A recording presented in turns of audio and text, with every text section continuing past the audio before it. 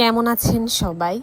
এটা হচ্ছে আমার নবমীর ব্লগ। নবমীর ব্লগ বলতে ওই দিন আমি অঞ্জলি দেই নাই, কিন্তু সন্ধ্যার পর আমরা পূজা দেখতে বের হয়েছি। তো ওইটা নিয়েই হচ্ছে আমার এই ব্লগটা। আমি, মা, ভাই, বর্ষা আমরা বের হয়েছি পূজা দেখতে। আর আমি ওই যে বাটিক শাড়িটা কিনছিলাম না, এই বাটিক শাড়িটা পরছি। গরমটাও তো বেশি, আর পূজার মধ্যে তো ভিড়ও থাকবে, হাঁটাহাঁটি করতে হবে, সব জায়গায় রিক্সাতে যাওয়া যাবে না।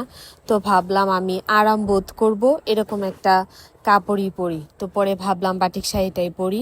আর আমি ভাবছিলাম তো সপ্তমীর দিন বাটিক শাড়িটা পরবো, অঞ্জলি দিব বাটিক শাড়িটা পরা, কিন্তু পরে তো আর আমার সপ্তমীতে অঞ্জলি দেওয়া হয়েছে না। তো ভাবলাম এটা যেহেতু পড়া হয়েছে না, এটাই পড়ি। মাও কিন্তু আমাকে একটা জামা দিছে, আমার মামি শাশুড়ি আমাকে একটা জামা দিছে। এগুলো এখনো আপনাদের সাথে শেয়ার করা হয়েছে না, শেয়ার করব। তো আমরা এখন আছি 18 বাড়ি বিল্ডিং, সেই ভাইরাল ছাতার ডেকোরেশনের নিচে আমরা আছি। এই জায়গাটা এইবার পূজায় মনে হয় খুব ভাইরাল হয়েছে। অনেকেই এই ছাতার ভিডিও দিছে, ছাতার ডেকোরেশনটা নিয়ে ছবি দিছে, ভিডিও দিছে, সবার গুলাই দেখলাম যে বেশ ভাইরাল হয়েছে। গত পূজার যে 3-4টা দিন আমার শুধুমাত্র আমার নিউজ ফিড জুড়ে হচ্ছে 18 বাড়ি বিল্ডিং এর এই ছাতার ডেকোরেশনের ভিডিও, এই ছাতার ডেকোরেশনের ছবি, এবং তাদের প্রত্যেকটা পোস্টেই দেখলাম যে বেশ ভাইরাল। যাই হোক, আসলে ডেকোরেশনটাও খুব সুন্দর হয়েছে। তো এখানে আমি বেশ কিছু ভিডিও করি, ছবি তুলি, ভাই করে দিছে। আর এত ভিড় ছিল, কি ভিডিও করব, কি ছবি তুলবো, প্রচুর ভিড় ছিল। যাই হোক, তো আমরা হচ্ছে ওইখান থেকে একটু সামনের দিকে, আমরা অন্য কোথাও যাই না, এই 18 বাড়ি আর হচ্ছে যে দুর্গা বাড়ি এই রাস্তাটাতেই ছিলাম আর কি।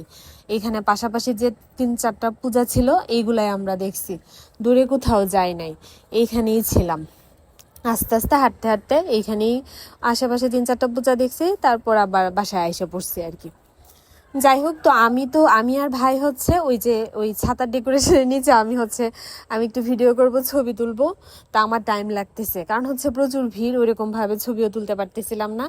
পরে মা আর বর্ষাকে ভাই বলে, আচ্ছা ঠিক আছে, তোমরা দুইজন আগাও, তোমরা গিয়ে সামনের পূজাটা দেখতে থাকো, আমি দিদির কয়টা ছবি ভিডিও করে দেই, তারপর আমরা আসতেছি। তো তারপর আর কি আমি আর ভাই এখানে কয়টা ছবি টবি তুলি, ভিডিও করি। তারপরে এই যে এইখানে আইসা, মানে আর একটু সামনে গিয়া, এটা কি রোড বলে, ডিএন রোড না কি জানি, যাই হোক আমি এত নামও জানি না। ওইখানে যে শাহিন চটপটি হাউসটা আছে না, ওই দিকে যে গলিটা, এদিকে তো একটা পূজা আছে, ওইখানে গিয়ে আর কি মা বর্ষা তাদের সাথে একসাথে হয়েছি। ওইখানে গিয়ে পূজাটা দেখলাম, দেখার পরে এখন আসলাম দুর্গাবাড়ির এইখানে। আমার ভাই ভক্তি করতেছে মার এখানে, হে ভগবান আমার এই শর্ট টেম্পার ভাইটারে একটু হাই টেম্পার বানায় দেও।